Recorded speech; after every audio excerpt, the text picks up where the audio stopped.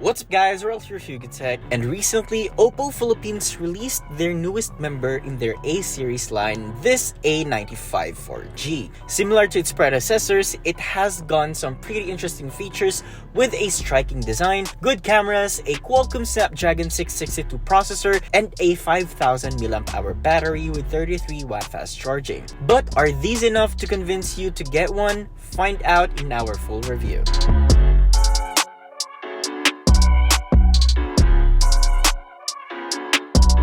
So first, let's talk about the design. This phone has a familiar attractive back cover that can definitely capture your attention. It has a smooth matte finish with an iridescent glow that changes colors depending on the angle. Also here at the back, you'll find the protruding triple camera setup at the top left corner. The phone is available in starry black and rainbow silver colorway, which is the one we have. We love how this design is fingerprint and dust resistant. Holding the phone, it feels very thin and light at 172 grams, and do take note that the back panel is slightly slippery, so we suggest using the provided silicone case. Flipping to its screen, you'll see the 6.43-inch AMOLED display with slim bezels and a slightly thicker chin part. There's also a rather large hole punch notch on the upper left for the 16-megapixel selfie camera, while found at the top of the display by the bezel is the earpiece. For buttons and ports, on the left side are the plastic volume rocker, and just above it is a triple card tray for 2 nano-size SIM cards and a micro SD card. Meanwhile, on the right is the power/lack button. The buttons are firm and clicky. It is also easily reachable since it is placed near the middle of the frame. There's nothing on top, while down at the bottom there's a 3.5mm headphone jack, main microphone, USB-C, and the loudspeaker. Taking a closer look at the display, we got a very nice 6.43-inch AMOLED display with 2400 by 1080p resolution, or equals to 409 ppi. It's got the standard 60Hz refresh rate and 120Hz touch sampling rate. Well, the display is bright enough to use indoors and outdoors, has crisp screen, colors are vibrant, and offers good viewing angles. The screen can also go up to a total brightness of 800 nits. As usual, the display is customizable, from your usual night mode and screen color mode to dark mode settings that can let you set how dark you want to go. The enhanced style is more preferable to take advantage of the display panel in use. You can also get an always-on display and low brightness flicker-free eye comfort option to reduce the visual fatigue caused by flickering screens. Audio-wise, the quality is on par with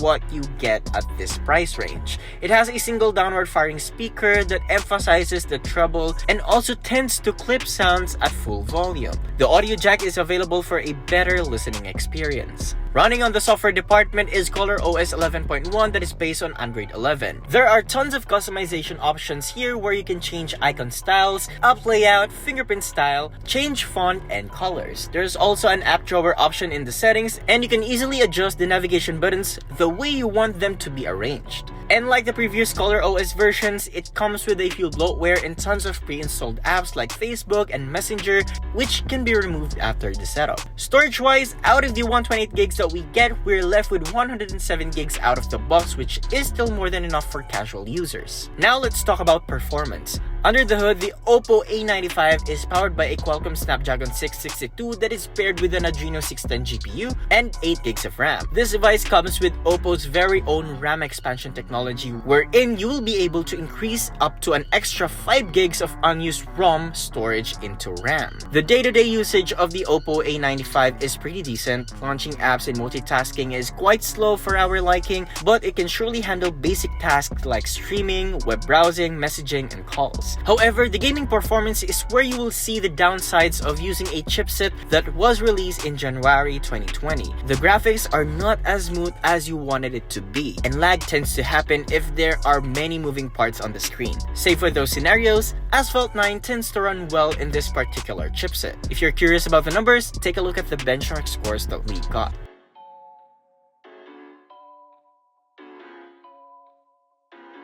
Now when it comes to biometrics and security, you can unlock the device via facial recognition and the in-display fingerprint scanner. Both works as intended, however facial recognition works faster than the fingerprint scanner. Now for cameras, it features a triple rear camera setup. Yup, There's no ultra-wide here, unlike the 5G variant, which is not available here in our country.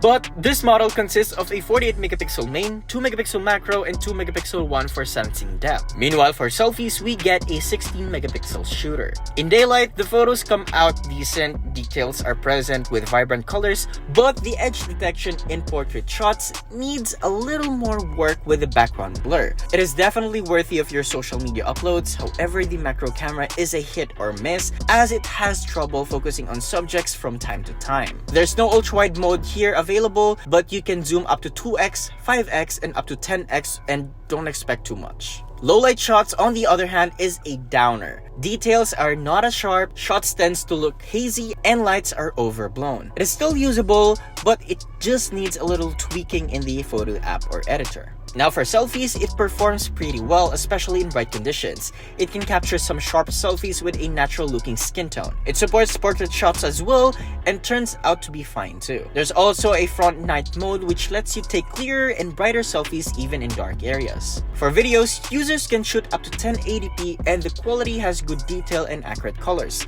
Stabilization is also present, so you don't have to worry about being shaky. Quickly on connectivity, the OPPO A95 has the basic features such as Wi-Fi, Bluetooth, GPS, and 4G LTE for connectivity. When it comes to the battery, this device gets a large 5000 mAh capacity with 33 watt fast charging. It takes no more than an hour to charge up from 0 to 100%. When we run it through our standard video loop test, which involves putting the phone at 50% brightness, 50% volume, airplane mode turned on, and with headphones plugged in, the device provides 18 hours and 25 minutes of playback. So definitely, this device can last you a whole day if you're not a heavy user. Now let's talk about the price. The OPPO A95 is priced at 15,999 pesos. Is it a good enough device? Well, in some ways, yes. It's a good looking phone aesthetically. It has an AMOLED display with the brightness up to 800 nits and has a good cameras. However, the refresh rate is not yet 90 Hz like most of its competitors,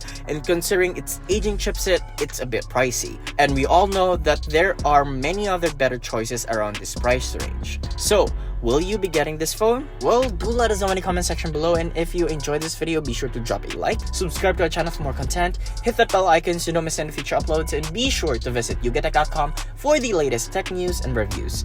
This has been Rel, and I'll catch you guys in the next one.